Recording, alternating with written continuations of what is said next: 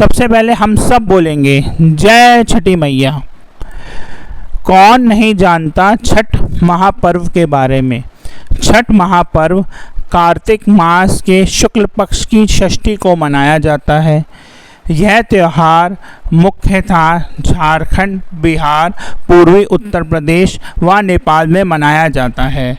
मैं दिल्ली का वासी हूँ। जब छठ आता है दिल्ली के स्टेशन भरे होते हैं। लाखों लोग दिल्ली व अन्य शहरों से अपने मूल निवास स्थान बिहार जाते हैं और वहाँ जाके यह व्रत करते हैं। यह व्रत बहुत ही कठिन है। इसमें निर्जल रह के बिना अन्न के पूरे दिन रहना पड़ता है। तब भी लोग पूरे हर्षोल्लास से यह व्रत रखते हैं। इस व्रत का फल मुख्यतः संतान प्राप्ति, स्वास्थ्य की वृद्धि और धन ऐश्वर्य होता है। अगर ग्रंथों की माने तो यह व्रत सबसे पहले श्री राम और सीता द्वारा रखा गया था। कहा जाता है कि जब श्री राम और माता सीता वनवास से वापस आए थे तब श्री राम और सीता ने यह व्रत रखा था।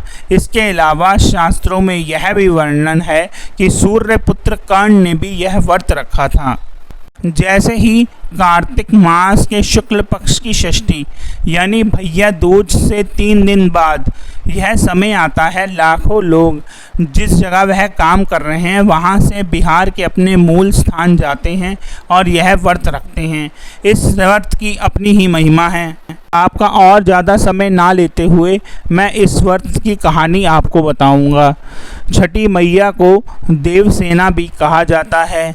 देवसेना जो कि माना जाता है कि श्री ब्रह्मा की पुत्री हैं, स्कंद कार्तिकेय की पत्नी हैं और उनको सूर्य देव की बहन भी कहा जाता है।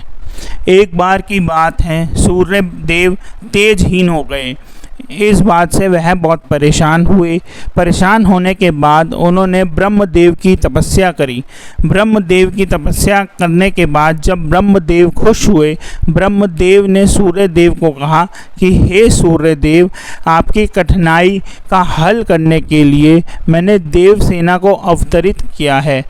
आप कार्तिक मास के शुक्ल पक्ष की षष्ठी तिथि को छठी माता का महाव्रत कीजिए, आपकी सारी पीड़ाएं दूर हो जाएंगी। क्योंकि माता देवसेना को कार्तिक मास के शुक्ल पक्ष की षष्ठी तिथि को अवतरित किया गया था, इसीलिए इस त्यौहार को छठ पूजा भी कहा जाता है। ब्रह्मदेव के कहने के बाद सूर्यदेव ने कार्तिक मास के शुक्ल पक्ष की षष्ठी तिथि को यह महाव्रत रखा। यह महाव्रत रखने के बाद माता देवसेना ने सूर्य भगवान को उनका तेज वापस कर दिया और सूर्य भगवान वैसे ही चमकने लगे जैसे वह पहले चमक रहे थे। तो यह थी कहानी छठ पूजा की। मेरी यही कामना है कि जिस प्रकार सूर्य देव को छठी मैया ने उनका तेज वापस कर दिया, उसी तरह छठी मैया हम सबके जीवन में सुख, शांति, धन, स्वास्थ्य और वह तेज जो हम चाहते हैं अपने अंदर वह हमें प्रदान करे और हम जीवन में आगे सफलता की सीढ़ियां चढ़ते जाएं। छठ महापर्व 4 दिन मनाया जाता है, जिसमें पहले दिन को कहा जाता है नहाए खाए, दूसरा दिन लोहंडा और खरना, तीसरा दिन संध्या अर्घ और चौथा दिन उषा अर्घ। पहले दिन को नहाए खाए व्रत भी कहा जाता है। इस दिन प्रातःकाल में उठकर आम के दातुन से मुंह धोया जाता है और इस छठ महाव्रत को स्त्री पुरुष दोनों ही करते हैं। इस दिन घर की साफ सफाई की जाती है और पूरे दिन निराहार रहकर शाम को कद्दू यानी घिया तथा चने की दाल को चावल के साथ पकाकर इसका प्रसाद बनाया जाता है। इस प्रसाद में नमक की जगह सेंधा नमक का इस्तेमाल होता है और व्रती इस प्रसाद को ग्रहण करते हैं। दूसरे दिन को खरना कहा जाता है।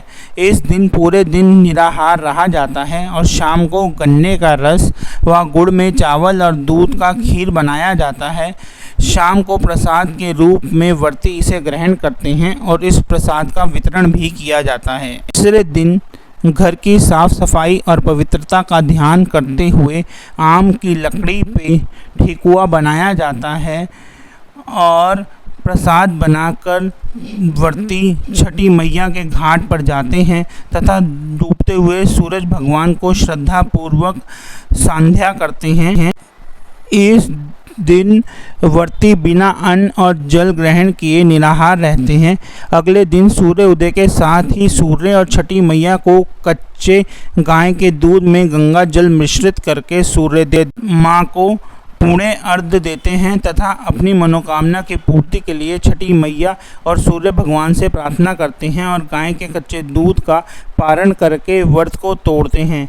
ऐसे पौराणिक श्री कृष्ण के पुत्र श्याम, जो कि कुष्ठ रोग से पीड़ित था, यह व्रत रखने के बाद वह कुष्ठ रोग से मुक्त हो गया। प्रिय व्रत नामक एक कैरेक्टर भी है माइथोलॉजी में। कहा जाता है कि उसने यह व्रत रखा और उसको पुत्र की प्राप्ति हुई। छठी मैया बड़ी दयालु हैं। उसके भक्त सच्चे हृदय से जो भी मांगते हैं माँ वो मनोकामना पूरी करती है। यूपी बिहार के अलावा विश्व के कोने कोने से जहाँ भी उत्तर भारतीय रहते हैं इस व्रत को बहुत श्रद्धा व भक्ति के साथ मनाते हैं। हमारी पूरी टीम की तरफ से आपको और आपके परिवार को महाछठ की हार्दिक शुभकामनाएं। अगर आपको ये प्रेजेंटेशन पसंद आई हो तो इस चैनल को लाइक व सब्सक्राइब ज़रूर करें। इससे हमारा हौसला बढ़ेगा और हम ऐसी वीडियो आपके सामने लाते रहेंगे। तो समापन करते हुए मैं बोलूँगा जय छठी मैया।